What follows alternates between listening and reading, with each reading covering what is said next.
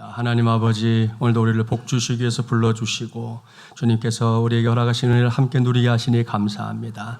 주님 찬양 드린 것처럼 우리 가운데 복을 주시되 말씀의 복 허락해 주옵시고 말씀 따라 살아갈 수 있는 담대함과 능력도 덧입혀 주시옵소서. 예수님의 이름으로 기도하옵나이다. 아멘. 서로 축복하겠습니다. 날마다 주님과 동행합시다. 한 번 더 축복합니다. 우리 교회를 교회되게 합시다. 할렐루야. 오늘은 날마다 주님과 함께 39번째 시간입니다. 오늘은 말라버린 무화과 나무의 교훈이라는 제목으로 하나님의 말씀을 전하도록 하겠습니다. 사랑하는 마지막 예랑 가족 여러분, 이 시간 우리 모두가 부활절 제 세 번째 주일 메시지에 귀를 기울이려고 하는데요. 우리가 지금 예수님의 생애 가운데 어느 시점쯤에 도착해 있는지 그 정도는 이제 아시죠? 우리가 지금 서 있는 이 시점은 2000년 전에 예수님이 나귀 새끼를 타고 예루살렘 성에 들어가신 이후의 시간입니다. 백성들의 환호성 가운데 예루살렘 성에 들어가신 예수님이 제일 먼저 하신 일, 그것은 성전을 청결하게 하신 사건이었습니다. 그때 우리가 목격했던 예수님은 평소에 우리가 알고 있었던 그 예수님이 아니었습니다. 우리의 머릿속에는 늘 인자하시고 또 사랑이 많은 예수님의 모습이 꽉 차 있는데요. 그날만큼은 그런 모습이 아니었습니다. 심지어 채찍까지 들고서 이 성전을 지저분하게 만들고 있었던 사람들을 예수님이 다 쫓아냈으니까요. 그 모습은 사실 상상하는 것도 쉽지는 않습니다. 그렇게 진노하셨던 예수님, 당시에는 이스라엘 백성들에게, 오늘날에는 또 우리에게 친히 말씀을 들려주셨는데요. 그 말씀의 주제가 뭐다? 교회를 교회되게 하라. 바로 이것이었습니다. 지난 주일에 우리는 이와 관련해서 성전에서 벌어졌었던 대소동 하나하나 살펴봤었습니다. 그런 다음에 우리가 주목해야 할 말씀이 바로 오늘 주신 말씀입니다. 이 말씀을 보십시오. 예루살렘 성전 청결 사건이 벌어진 다음 날 아침으로 우리를 안내하고 있습니다. 그때 어떤 일이 벌어졌는지 관심을 집중하면서 본문 18절과 19절 우리 한 절씩 교독해 보겠습니다. 이른 아침에 성으로 들어오실 때에 시장하신지라.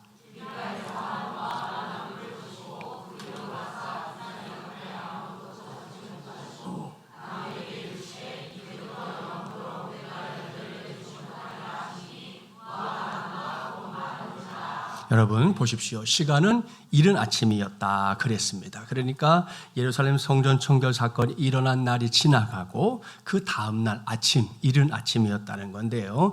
예수님이 다시금 어제 그 소동이 일어났었던 예루살렘 성으로 들어가셨다. 마태는 그렇게 기록하고 있습니다. 그런데 시간이 시간이니만큼 성경도 기록하고 있지만 예수님이 시장하셨던 모양입니다. 때마침 길가에 무화과 나무 한 그루가 떡하니 서 있었는데요. 바로 그 무화과 나무, 이것이 오늘 제가 여러분과 함께 관심을 집중해 보려고 하는 설교의 주제입니다. 모르긴 몰라도 여러분은 무화과 나무에 대해서 들어보거나 또 아는 것들이 있을 겁니다. 이 나무는 당시에 이스라엘에서는 말할 것도 없고요. 오늘 아침에 뉴스 보셨죠? 이란에서 이스라엘에 드론 미사일에서 200발을 이렇게 날렸는데 거의 99%를 다 막았다고 합니다. 그래서 크게 피해는 없는데 또 전쟁이 이제 확산될 상황이 돼서 참 걱정스럽습니다. 당장 우리의 삶에 물가에도 영향을 미칠 수밖에 없는 일인데요. 바로 그 중동 지역 전체에서 무화과 나무는 이제 풍요와 번영의 상징으로 여겨지는 나무였습니다. 그도 그럴 것이 일단 무화과 나무는 생김새 자체가 우람합니다. 여러분의 이해를 돕기 위해 사진을 준비했는데 저렇게 생겼어요. 우람하다라는 말이 뭔지 이해가 되지요. 게다가 보기에도 참 아름답고 탐스러운 그런 푸르름을 갖고 있는 나무입니다. 저런 무화과 나무의 밑둘레의 크기는 약 1m였고요. 높이는 한 5에서 6m 정도. 또 가지가 쭉 뻗쳐져 있는데 8에서 한 10m 정도까지 뻗치기 때문에 그 나무의 그늘은 기도와 명상 혹은 지나가던 사람들이 휴식하는 장소로 이용되곤 했습니다. 그리고 무화과 나무는 잎과 꽃이 이렇게 무성하게 됐을 때 그 열매도 함께 열리는데요. 이스라엘에서는 무화과 열매를 1년에 2번, 그러니까 태양력으로 말하면 6월과 9월쯤에 주로 따게 되고요. 지역에 따라서는 6월과 8월 혹은 12월에 따는 경우도 있다 그럽니다. 무엇보다 길가의 무화과 나무는 오늘날까지도 누구든지 이렇게 마음대로 따서 먹을 수 있도록 개방되어 있었습니다. 그래서 지중해 연안 국가에서는 가난한 자의 양식이라고 하는 별명까지 붙어있는 그런 나무가 무화과 나무입니다. 그러니 조금 전에 봉독했던 본문의 상황이 짐작이 가죠. 예수님이 가난한 자의 양식이라는 별명이 붙어있는 그 무화과 나무에 가까이 가셨다는 건데요. 그 이유 다른 게 아니라 시장길을 해결하기 위한 것이었다. 그 열매를 얻기 위한 것이었다는 거예요. 그런데 예수님이 다가간 그 무화과 나무의 모습이 어땠다?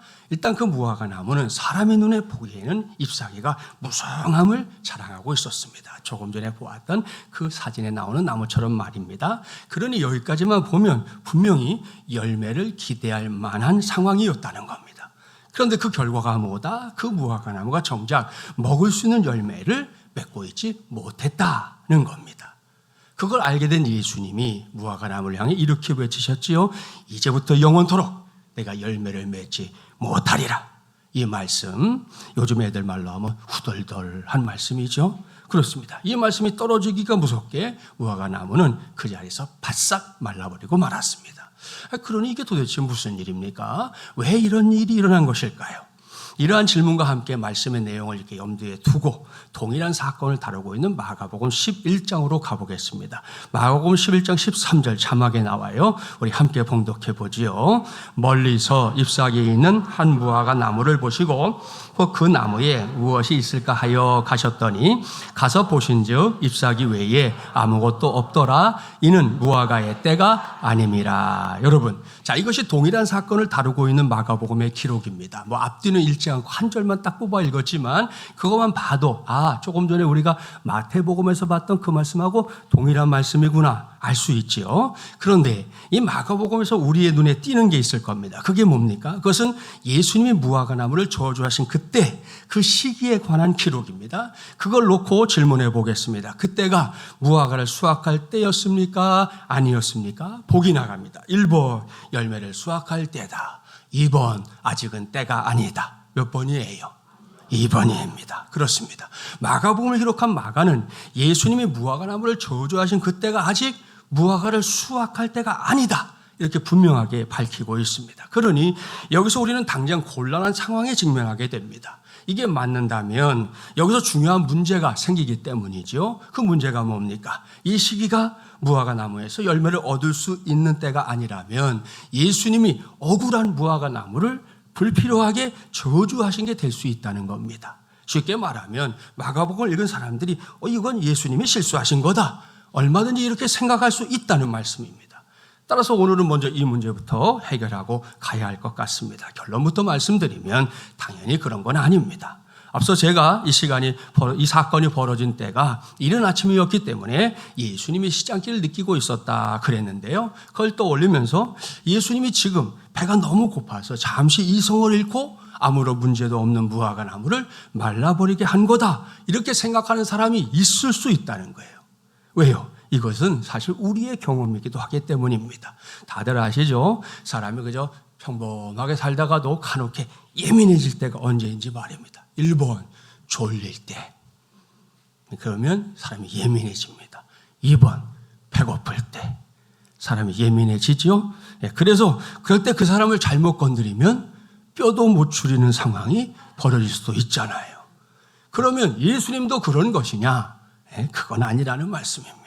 그렇다면 이 문제 도대체 어떻게 이해하고 어떻게 해결해야 할까요? 이제부터 그 실마리를 찾아보겠습니다. 앞서 말씀드린 대로 무화과 나무에서 열매를 수확하는 시기는 태양력으로 언제라고요? 자, 6월과 9월쯤이다 그랬습니다. 그리고 예수님이 예루살렘 성 입성하실 때는 언제라고 그랬어요? 지난주 말씀드렸죠?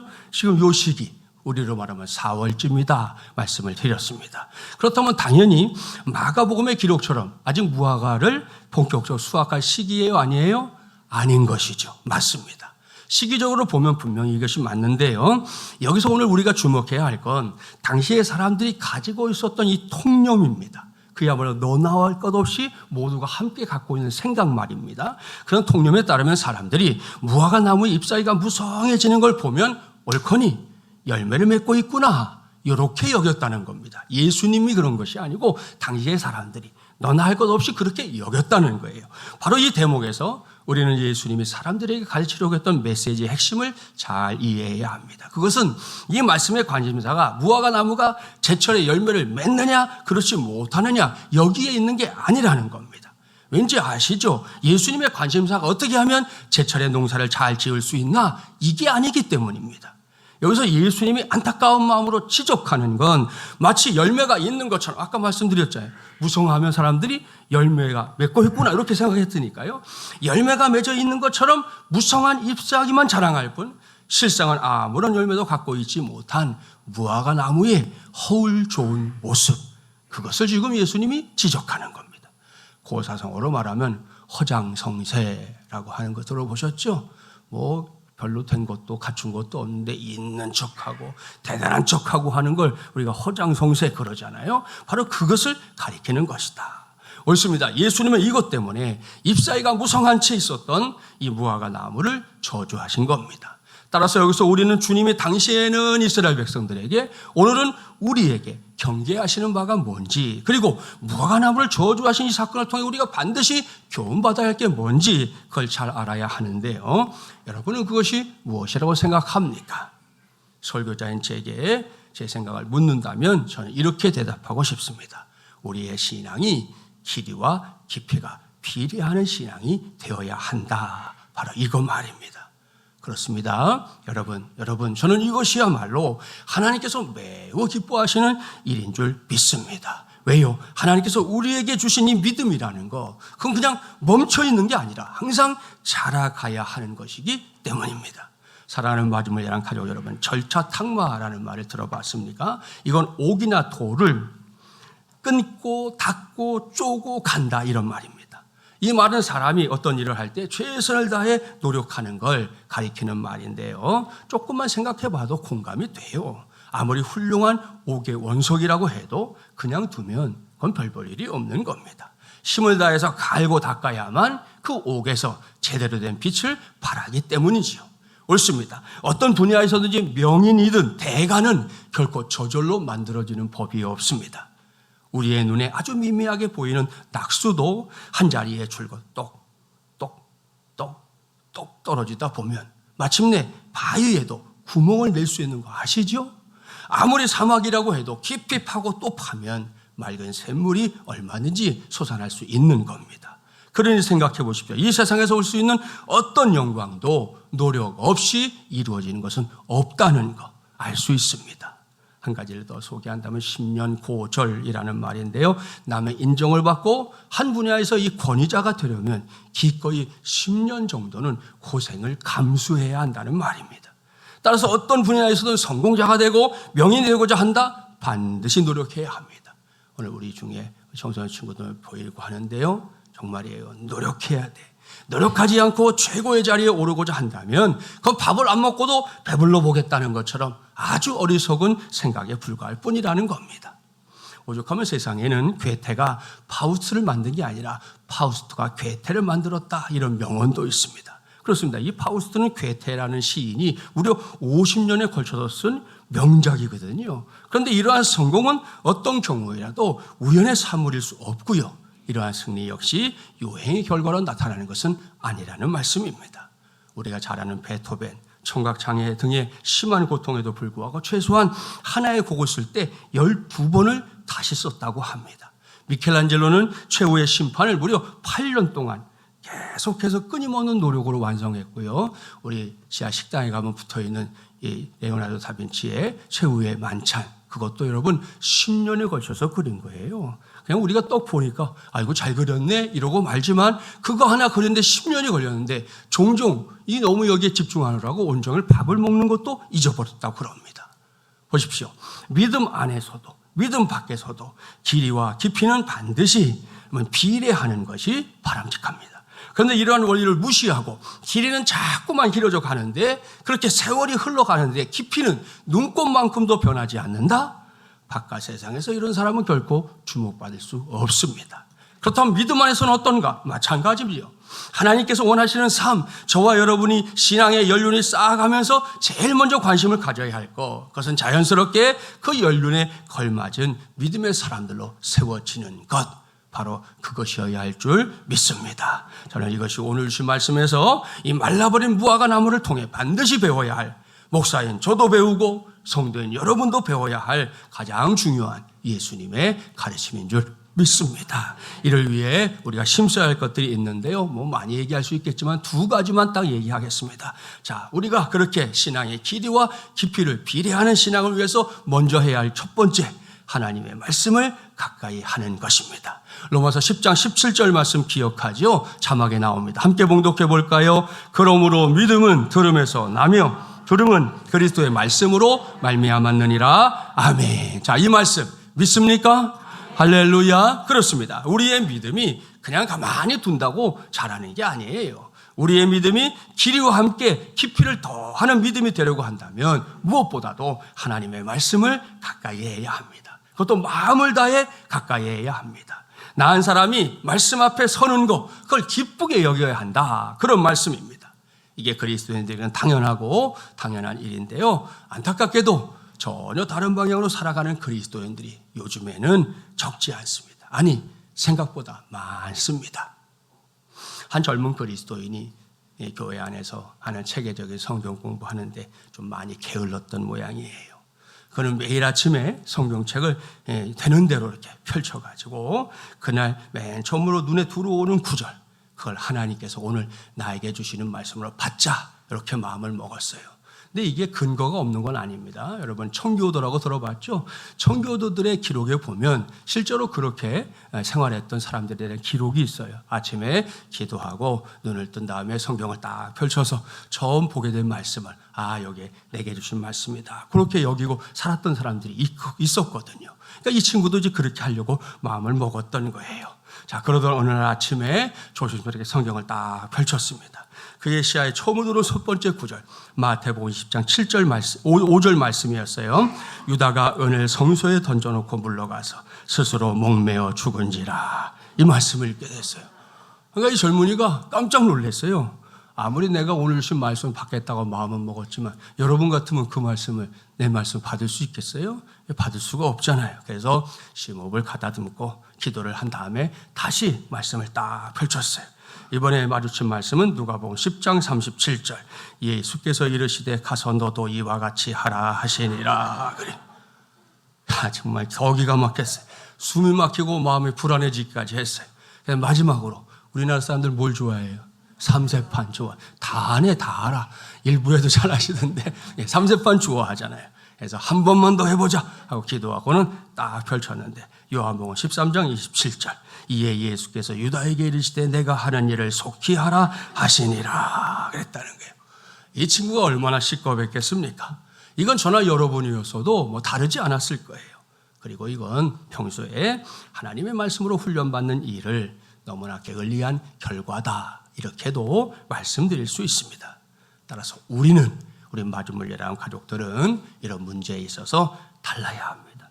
확실하게 달라야 할 줄 믿습니다. 지금 우리가 2024년 부활의 계절을 살아가는 중인데요. 지난 1월부터 시작된 365 성경 일독 학교 사역에 동참하고 있는 성도들에게 당부합니다. 오늘이 어느새 104일째거든요. 꽤 많이 왔죠? 남은 261일 동안 더욱 최선을 다해서 그야말로 온 힘을 다해서 하나님의 말씀을 읽어나가는 성도들이 되기를, 그래서 말씀으로 인해 삶이 충만해지는 은혜까지 누리게 되기를 주님의 이름으로 축복합니다. 종종 이제 그렇게 뭔가 하려고 할 때 스스로는 혹은 주변에서 작심삼일이라는 말로 사기를 떨어뜨리는 경우가 있지요. 야, 그거 해서 뭐하냐? 작심삼일이지 뭐. 이런 사람도 있잖아요. 자, 그럴 때 제가 작심삼일과 관련해서 일찌감치 여러분에 가르쳐드렸던 게 있어요. 오랜만에 한번 따라서 해봅시다. 작심삼일 100번이면 1년 간다. 맞죠? 네, 맞죠? 까지 작심삼일이 우리의 한계면 어떻습니까? 우리가 그렇게 약한 존재라는 건 부인할 수 없잖아요. 그래도 그 작심삼일을 더도 말고 덜도 말고 몇 번만? 100번만 합시다. 그러면 마침내 1년 동안 우리 모두가 주님 안에서 목적했던 바를 은혜 가운데 이루게 될 줄 믿습니다. 꼭 365 성경 일독학교가 아니어도 괜찮습니다. 여러분 중에는 각자의 방식으로 또 성경을 통독하고 있는 성도들도 있는데요. 그런 성도들도 다를 바 없이 더욱 최선을 다해서 그야말로 온 힘을 다해서 하나님의 말씀을 읽어나가는 성도들이 되시고 그 말씀으로 충만한 은혜 꼭 누리게 되기를 주님의 이름으로 축복합니다. 여기서 가장 중요한 것은 너도 나도 하나님의 말씀을 가까이 해야 한다. 바로 이겁니다. 하나님의 말씀은 결코 액세서리가 아닙니다. 하나님의 말씀은 하나님의 음성이 담긴 생생한 기록입니다. 하나님의 말씀은 위대한 약속입니다. 하나님의 말씀은 구원을 보여주는 생명책입니다. 또한 하나님의 말씀은 우리의 한 번뿐인 인생을 위해서 하나님이 우리에 허락해 주신 나침반이에요. 나침반. 지도를 주시는 분은 우리 하나님이 아닙니다. 하나님의 뜻은 나침반에 있어요. 뭐 일일이 속속들이 다 찾아가라고 지도 주시지 않고 방향을 가르쳐 주는 거예요. 요 방향으로 가는 게 내 뜻이야. 저 방향으로 가는 게 내 뜻이야. 이쪽으로 가는 게 내 뜻. 그걸 가르쳐 주는 게 하나님 말씀 성경 아닙니까? 그러니 무조건 가까이 하십시오. 어제보다 오늘 더욱 가까이 하십시오. 하나님의 말씀이 내 안에서 우리 안에서 꿈틀거리는 은혜 반드시 체험하게 될 줄 믿습니다. 그뿐이 아닙니다. 그렇게 꿈틀거리는 하나님의 말씀이 우리의 신앙의 길이와 깊이를 비례하게 만들어주는 축복의 도구가 될 줄 믿습니다. 이것을 확실하게 믿고 오늘 이후 그러한 은혜 가운데 생생하게 거하는 우리 모든 마주모이란 가족들이 되기를 주님의 이름으로 축복합니다. 다음으로 저와 여러분이 잎사귀만 무성한 무화과 나무가 아니라 열매까지도 풍성하게 맺는 무화과 나무가 되는 길이 있습니다. 오늘 주신 말씀에 국한해서 보면 그건 다른 게 아니라 바로 믿음의 기도에 힘을 쏟는 것입니다. 본문 21절, 22절 한 절씩 교독해 볼게요. 예수께서 대답하여 이르시되 내가 진실로 너희에게 이르노니 만일 너희가 믿음이 있고 의심하지 아니하면 이 무화과 나무에게 된 이런 일만 할 뿐 아니라 이 산더러 들려 바다에 던져지라 하여도 될 것이요.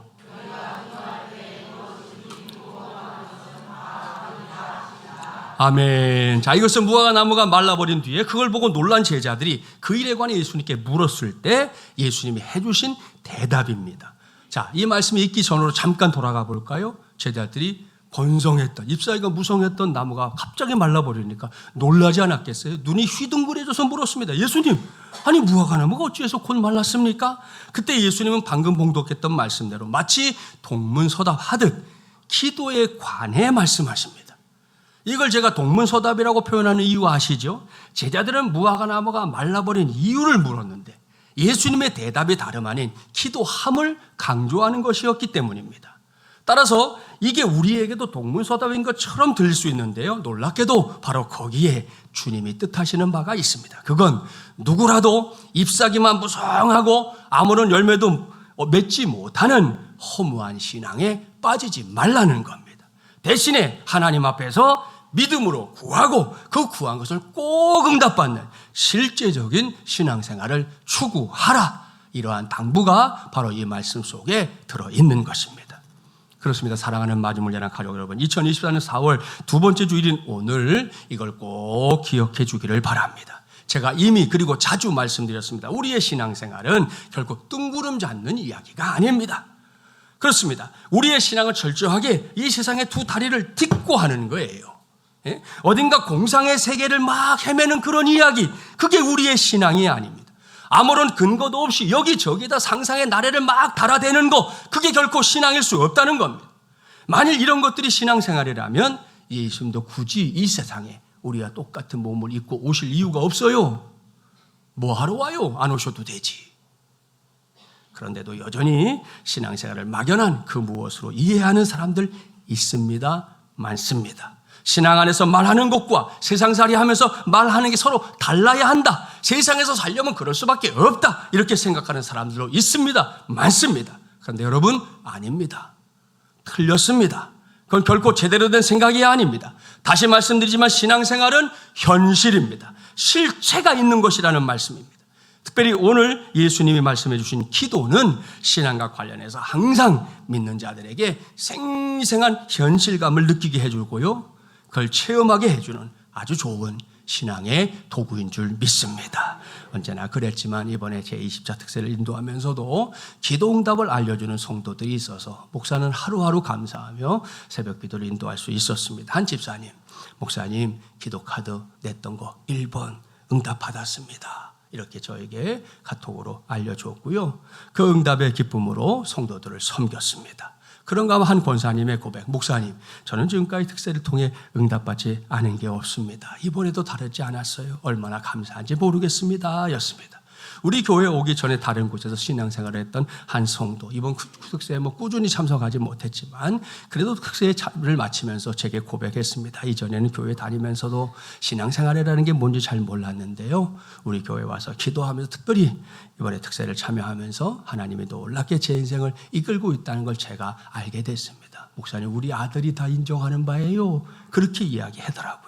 할렐루야. 여러분, 모든 영광을 하나님께 돌립니다. 보십시오. 우리가 하나님을 향해 올려드리는 기도가 이런 거라는 거예요. 결코 딴 세상의 이야기가 아닙니다. 공상 속에 존재하는 뭔가가 아닙니다. 철저하게 이 세상 속에서 바로 나의 현실 속에서 이루어지고 체험되는 은혜의 사건인 줄 믿습니다. 그러니 이것이 얼마나 신바람 나는 일입니까? 그래서 주님도 명백하게 말씀하시는 거예요. 너희가 기도할 때에 무엇이든지 믿고 구하는 것은 다 받으리라. 아멘. 할렐루야. 이거 주님의 말씀이기 때문에 목사의 설교자인 제가 늘 강조하는 게 뭔지 우리 성도들은 아시죠? 저는 기도를 강조하는 목사가 아닙니다. 늘 기도함의 중요성을 강조하는 목사가 되려고 제 스스로도 노력하고 있습니다. 그러니 특세는 끝났지만 앞으로도 변함없이 우리 인생이 다 가도록 기도하는 것에 최선을 다하는 저와 여러분이 되기를 바랍니다. 그리고 그 과정에서 꼭 기억하세요. 기도는 실제적인 힘이 있습니다. 단순하게 마음의 평안이나 얻기 위한 종교적인 행위, 요식행위가 아니라는 겁니다.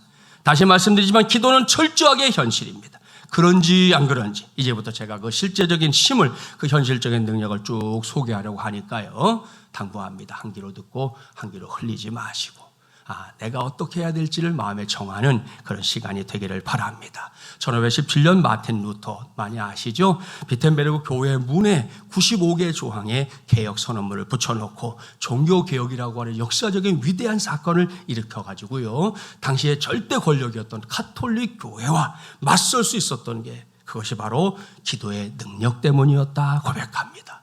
오라토리오인 천지창조를 작곡해서 명성을 얻은 하이든의 예술성과 열정 역시 기도를 통해 온 것이었어요. 어느 날 하이든은 한 평론가로부터 그렇게 초인적인 열정으로 창작을 하고 금방 회복하는 비결이 도대체 뭡니까? 이런 질문을 받았던 적이 있었는데요. 그때 하이든이 말했습니다. 제가 살고 있는 집에 골방이 있는데요, 저는 작곡하다가 지칠 때 혹은 영감이 떠오르지 않을 때마다 그 골방에 들어가 하나님께 기도했습니다. 그러면 그때마다 하나님은 제게 샘솟는 열정과 영감을 부어주셨습니다. 할렐루야. 미국의 백화점 왕이라고 알려지는 이 워너메이커라는 사람, 여러분, 우리가 기도하고 살면 어려움이 다 없나요? 아니에요. 이 사람도 부도를 맞아가지고요, 완전히 그냥 파산 직전에 간 적도 있었어요. 그런데도 그 부도에서 자기를 일으키게 한 게 뭐다? 기도였다 그랬습니다. 찬송가 작사가로 널리 알려진 찰스 웨슬리는 매일 2시간씩 꼭 기도했고요. 감리교를 시작한 존 웨슬리는 새벽 4시에 일어나서 우리처럼 새벽 기도했습니다. 영국의 극작가로 섹스피어와 쌍벽을 이뤘던 존 플래처는 때때로 우리가 하듯 철야 기도를 했다고 알려져 있고요. 러시아의 대문인 톨스토이는 기도할 때 힘을 얻었지만 기도를 중지하면 늘 힘을 잃었다, 이렇게 고백하기까지 했습니다. 세계적인 자동차 회사 가운데 제너럴 모터스라고 GM이라고 우리나라에도 들어와 있잖아요. 그 회사의 최고의 엔지니어였던 찰스 캐터링은 빈틈없는 기술을 가지고 있어서 이 자동차 업계에서는 물론이고 사회적으로도 널리 알려진 인물이었습니다. 어느 날 한 모임에서 사회자가 그의 신하의 손을 높이 들면서 캐터링 씨, 이 손으로 한 일 중에서 가장 중요한 일이 무엇입니까? 이렇게 물었어요. 그때 사회자는 물론이고 그 자리에 있던 모든 사람들이 자동차의 탄생, 그렇게 얘기할 줄 알았는데 캐터링은 뭐라고 말했느냐? 이 손으로 한 일 중에 가장 중요한 일은 두 손을 잡고 기도했던 일이었습니다. 그렇게 대답했습니다.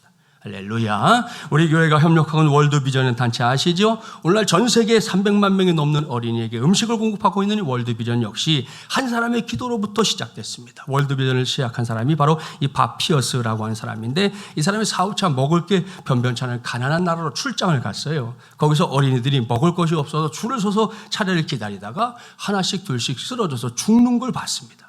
막 기가 막혔어요. 눈물이 쏟아졌습니다. 그래서 기도하기 시작했다는 겁니다. 눈앞에서 펼쳐지고 있는 안타까운 사정을 놓고 하나님께 매달린 겁니다. 하나님의 마음을 아프게 하는 것들로 인해 나의 마음도 아프게 하소서. 이렇게 기도하는 중에 사명을 발견했어요. 그는 그 비통함을 지켜보다가 자기의 일을 아예 접어버리고 미국으로 돌아와서 아이들의 식량 마련을 위한 기금을 모으기 시작했습니다. 이 일을 전문적으로 하기 위해 자기가 아예 목사가 됐습니다. 그 후 10년간 밤낮을 가리지 않고 자신의 삶을 헌신해서 만든 것이 바로 오늘날 우리에게 알려져 있는 월드비전이라고 하는 선교 단체입니다. 사랑하는 여러분, 보십시오. 이 모두가 다 기도를 통해 이룬 현실적인 일들, 실제적인 일들입니다. 이 모든 사람들이 기도를 통해 자신의 인생을 잎사귀만 무성한 무화과나무가 아닌 열매까지 풍성한 무화과나무로 세웠다는 말씀입니다. 이제는 우리 차례입니다. 2024년 부활절 세 번째 주일 오늘을 기해 저와 여러분이 바로 그 위대한 대열에 서게 되기를, 꼭 서게 되기를 주님의 이름으로 축복합니다. 말씀을 마무리합니다. 오늘 우리는 말라버린 무화과나무의 교훈이라는 제목으로 하나님 말씀에 귀를 기울여 봤습니다. 다시금 당부합니다. 저도 여러분도 결코 잎사귀만 무성하면 안 됩니다. 신앙생활을 잘하는 것처럼 보이는 것, 신앙이 있는 것처럼 보이는 것, 그걸로는 안 된다는 거예요. 비록 작은 것이라도 좋으니 반드시 열매를 맺는 삶에 관심을 가지기를 바랍니다. 이를 위해 제일 먼저 해야 될 것 말씀드렸죠. 반드시 우리 신앙의 길이가 신앙의 깊이와 비례하는 삶을 살아야 됩니다.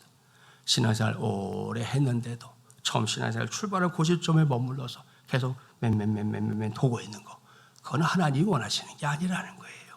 우리의 신앙은 길이와 함께 깊이가 반드시 비례하는 신앙 되어야 할 줄 믿습니다. 이를 위해 필요한 지침 2가지 어렵지 않죠. 첫째, 하나님의 말씀. 지금까지 여러분이 했던 거 잘 하셨어요. 그것보다 더 가까이 하는 우리 성도들이 되기를 바랍니다.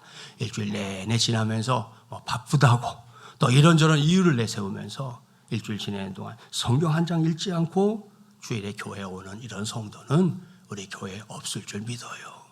그건 신앙생활이 아니잖아요. 그건 정말 엑서사이즈처럼 교양을 쌓기 위해 뭔가를 하는 건 될 수 있겠지만 신앙생활일 수 없는 거죠. 기억하시고 이제 오늘부터, 어제까지는 다 잊어버려요. 과거를 묻지 마세요. 그 묻지 말고 오늘부터 다시금 한 주간을 시작하면서 하나님 말씀을 더 가까이 하기를 힘쓰는 우리 모두가 꼭 되기를 바랍니다. 둘째, 기도하되 건성기도 말고요, 믿음의 기도로 하나님 앞에 나아가야 합니다. 거기에 응답의 열매, 현실적인 열매가 맺게 될 줄 믿습니다. 그러한 믿음으로 우리 모두의 한 번뿐인 인생이 잎사귀만 무성한 헛된 삶이 아닌 열매까지 풍성한 복된 삶이 되기를 주님의 이름으로 간절히 축원합니다. 기도합시다. 전능하시고 자비로우신 하나님 아버지, 오늘도 주님의 음성에 귀를 기울이게 하시니 감사합니다. 우리 모두가 2000년 전 예루살렘 성에 들어갔던 예수님의 뒤를 따라 그 성에 들어가서 잎사귀는 무성했지만 열매가 없는 무화과 나무가 예수님의 말씀 한마디에 바짝 말라버린 거 목격했습니다. 그리고 그 속에서 들려오는 주님의 음성에 이 시간 귀를 기울였습니다. 주님, 먼저 구합니다. 예수님이 이 사건을 통해 우리에게 말씀하는 거, 우리의 신앙이 길이와 깊이가 비례하는 신앙이 되어야 한다는 말씀 꼭 귀담아 듣게 하여 주시옵소서. 해가 갈수록 신앙생활의 길이가 길어지고 있음에도 불구하고 깊이는 도무지 변화가 없는 삶이라면 그것이야말로 잎사귀만 무성할 뿐 열매를 찾아볼 수 없었던 무화과 나무와 다를 바 없다는 것, 우리 모두가 깨닫게 하여 주시옵소서. 그러한 깨달음으로 인해 어제까지는 더 이상 묻지 않겠습니다. 오늘 이후 우리의 신앙이 길이가 길어지는 것과 함께 깊이를 더해가는 참으로 멋진 신앙, 우리 주님이 기뻐하시는 신앙 되게 하여 주시옵소서. 이를 위해 구합니다. 하나님의 말씀을 날마다 가까이 하는 신앙이 우리 모두의 신앙 되게 하여 주시옵소서. 우리 중에 바쁘다는 핑계를 비롯해서 이런저런 이유로 일주일 내내 말씀 한 장 읽을 줄 모르는 신앙이 없게 하여 주시옵소서. 아울러 기도를 멀리하거나 건성으로 기도하지 않게 하시고 기도는 현실이라는 사실을 체험할 수 있도록 우리의 삶 속에서 역사하여 주시옵소서. 그래서 우리 모두가 잎사귀만 무성한 그리스도인들이 아니라 잎사귀도 무성하고 거기에 걸맞게 열매도 풍성한 그리스도인들 되게 하여 주시옵소서. 이 모든 말씀 우리의 삶을 열매 맺게 하시는 주 예수 그리스도의 이름으로 간절히 기도하옵나이다. 아멘.